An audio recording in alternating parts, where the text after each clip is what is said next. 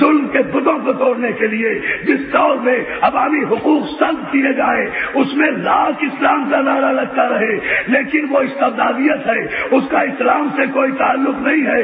عزیزان محترم، اسلام کی صحیح تعریف یہ ہے کہ جہاں پیغمبر اسلام نے پورے 23 برس میں ایک بھی جنگ نہیں کی،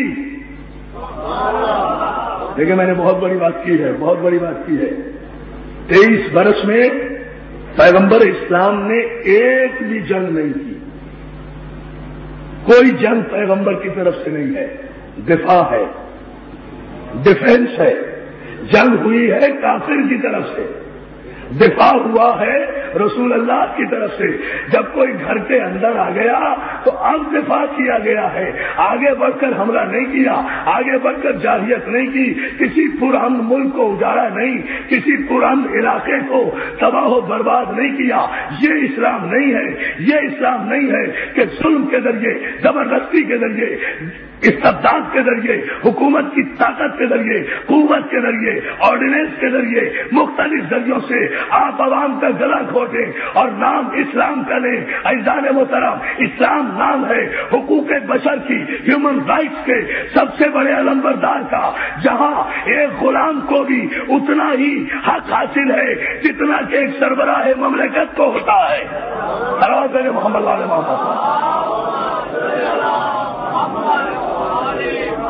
بلند ترین سلوات بھیجیں اس مرتبہ محمد علیہ۔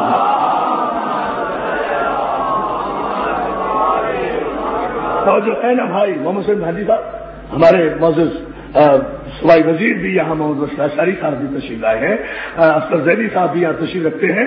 ہم شکر گزار ہیں، شکر گزار نہیں میں نے غلط جملہ کہا، مجلس میں اگر یہ تشریف لائے ہیں تو میں ان کا شکریہ ادا کر کے ان کے ثواب میں کمی نہیں کرنا چاہتا۔ اور جو ہے نا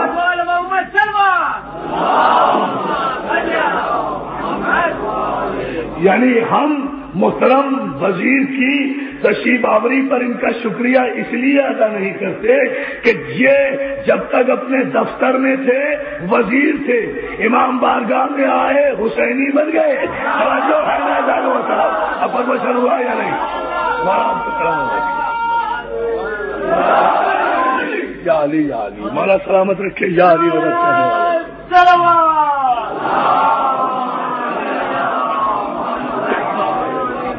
حسینی بن گئے۔ اور ہمارے یہاں تو حسینی کی پہچان ہی یہ ہے دوستو، جو مجلس میں آئے وہ حسینی، جہاں سے ان کا اور میرا اور ہم سب کا تعلق ہے۔ ہمارے یہاں تو آپ چلے جائیے ذرا سا کراچی سے باہر چلے جائیں، حیدرآباد سے آگے دادو تک آپ کو جیکب آباد تک دو ہی پہچان نظر آئیں گی، یا سلام کی جگہ یا علی مدد نظر آئے گا، یہی پہچان ہے نا۔ نہیں، ہمارے یہاں کی پہچان، میں خود چونکہ خیرپور سندھ کا ہوں، ہمارے یہاں کی پہچان ہی یہ ہے، شناخت ہی یہ ہے کہ یا علی مدد نظر آئے گا یا غازی کا عالم نظر آئے گا۔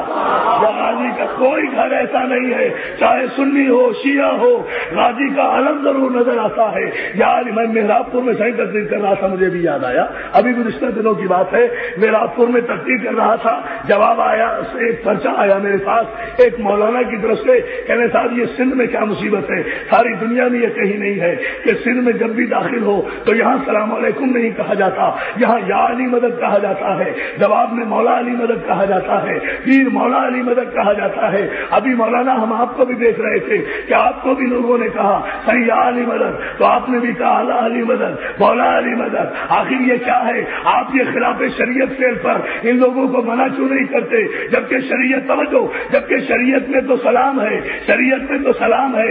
میں نے کہا بھائی آپ کیا سمجھیں یہ معرفت کی باتیں، شریعت میں یقیناً سلام ہے، لیکن شریعت میں یہ بھی حکم ہے کہ سلام مسلمان کو کرنا ہے، سلام مومن کو کرنا ہے۔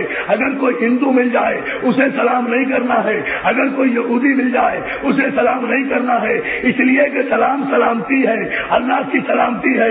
اگر کوئی کافر مل جائے اسے سلام نہیں کرنا ہے۔ ہمارے سندھ کے مومن سب سے زیادہ شریعت کے جاننے والے ہیں، جب سامنے ان کے کوئی آتا ہے تو اس کے چہرے پر تو نہیں لکھا ہوا کہ وہ کیا ہے وہ کیا نہیں ہے، اس لیے دور ہی سے اس کا چہرہ دیکھ کر کہتے ہیں بابا یا علی مدد، اور وہیں سے اندازہ کر لیتے ہیں۔ اگر مسکرا کر چہرہ کھلا کر کہتے مولا علی مدد تو سمجھ لیتے ہیں کہ مومن ہے، چہرہ بگڑ جائے تو منافق ہے۔ یہ ہمارا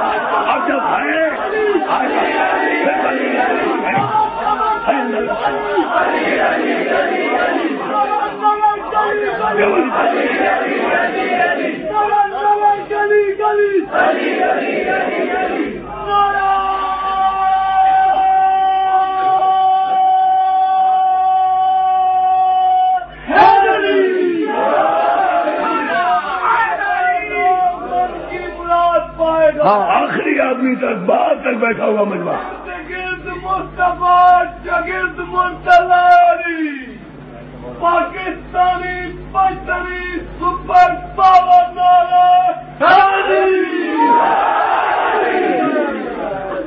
اب اتنی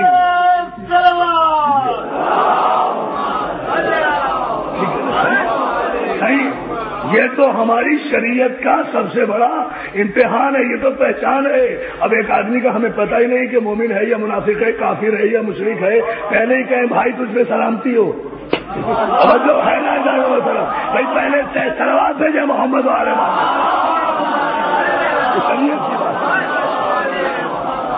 اس لیے کہ یہ پیغمبر اسلام کی حدیث ہے، یہ سرکار نے فرمایا کہ جعلی لا یحبک الا طاہر الولادہ ولا یبغضک الا خبیث الولادہ۔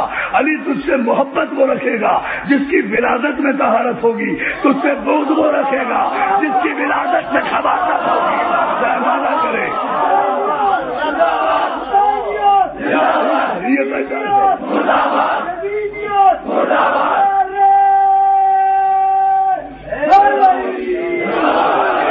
دوستو، سب سے بڑا اعزاز یہ ہے کہ آدمی حسینی بن کے زندہ رہے۔ سب سے بڑا اعزاز یہ ہے، وزارتیں آتی جاتی رہتی ہیں، حکومتیں آتی جاتی رہتی ہیں، لیکن حسین اپنے غلاموں کو جو تاج عطا کرتا ہے، کائنات کے سارے یزید مل کر بھی وہ تاج اتار نہیں سکتے۔ صلوات علی محمد والے محمد، وہ تاج یہ پیمانہ ہے تو ہم تو زندہ ہیں اسی احساس فخر کے ساتھ۔ یہی ہماری تاریخ ہے، جس کو بھی کائنات میں جو عزت ملی آل محمد کے دروازے سے ملی۔ توجہ میرے دوستو، جس کو بھی یاد رکھو، اسے کوئی ہمارا جوش خطابت نہ سمجھے۔ یہ ساری گفتگو ہم قرآن کی روشنی میں کر رہے ہیں۔ مسلسل آپ حضرات ہماری گفتگو سماعت کر رہے ہیں۔ ہمارے یہ جتنے عقیدے ہیں محمد و اہل بیت محمد کے متعلق، یہ قرآن کی روشنی میں کر رہے ہیں۔ میں کل آپ کی خدمت میں عرض کر رہا تھا کہ قرآن کے ایک ایک جز پر ہمارا ایمان ہے، قرآن کی ایک ایک آیت پر ہمارا ایمان ہے، قرآن کے ایک ایک زیر زبر پر ہمارا ایمان ہے، قرآن کی الحمد سے لے کر بناس تک ہمارا ایمان ہے۔ ہم قرآن کو رسول کا معجزہ سمجھتے ہیں۔ ہم سمجھتے ہیں قرآن وہ کلام ربانی ہے جس کا کوئی جواب نہیں ہے۔ قرآن کے متعلق ہمارا ایمان ہے کہ قرآن وہ معجزہ رسالت ہے جس نے باطل کی ساری فصاحت و بلاغت کے چاروں پور بکھیر کر رکھ دیے۔ ہم جانتے ہیں کہ قرآن کے متعلق ہمارا ایمان یہ ہے کہ قرآن قیامت تک باقی رہے گا۔ دنیا کی کوئی طاقت قرآن کی عظمت و صداقت کو نہ جھٹلا سکتی ہے، نہ غلط ثابت کر سکتی ہے۔ ہمارا قرآن کی ایک ایک حرف پر ایمان ہے۔ یہی قرآن جو سارے مسلمانوں کا ہے وہی ہمارا قرآن ہے۔ یہی 30 پارے ہیں، یہی 6666 آیتیں ہیں، یہی 114 سورتیں ہیں، نہ ایک کم ہے نہ ایک زیادہ ہے۔ یہ ہمارا ایمان ہے۔ ہم قرآن سے علیحدہ نہیں ہو سکتے، ہونا بھی چاہیں تو علیحدہ نہیں ہو سکتے۔ ہماری مجبوری ہے کہ پیغمبر کہہ گئے ہیں کہ القرآن و علی وعلی المال قرآن، قرآن علی کے ساتھ ہے، علی قرآن کے ساتھ ہے۔ جب ہم علی کو نہیں چھوڑ سکتے یا علی صلوات بھیجے نا بابا میرا۔